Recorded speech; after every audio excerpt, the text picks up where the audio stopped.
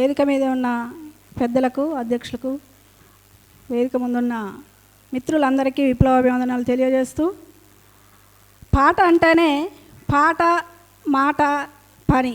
పనిలో నుంచి పుట్టిందే పాట, శ్రమలో నుంచి పుట్టిందే పాట. గద్దరన్న మరణం అప్పుడు మిత్రన్న ఒక పాట రాసిండు, పాటకు లేదు మరణం, ఆటకు లేదు మరణము అనేది. అంటే పాటకి ఎంత బలం ఉన్నది అనేది దీన్ని బట్టి చూస్తే అర్థమవుతుంది. ఇప్పుడే ఇక్కడ ఆడి పాడిన కృష్ణన్న అన్నకు పక్షవాతం వచ్చుండే. ఒకరోజు అన్న వాళ్ళ ఇంటికి పోతే అసలు లేవలేని స్థితిలో ఉన్నాడు అన్న. అన్నను చూడడానికి వెళ్ళినప్పుడు.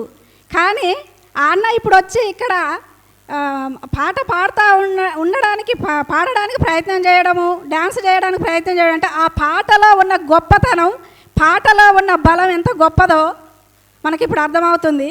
కాబట్టి పాట అనేది ఎప్పటికీ కూడా నిరంతరాయంగా సాగుతున్న జలపాతం లాంటిది పాట. ఈ పాటకు మరణం లేదు. ఈ పాటకు ఎప్పుడూ కూడా ఇది కొనసాగుతూనే ఉంటుంది. విప్లవంలో ప్రతి ఉద్యమాలలో కూడా, ప్రతి పోరాటంలో కూడా ఈ పాటకు సంబంధించింది ముందే ఉంటుంది.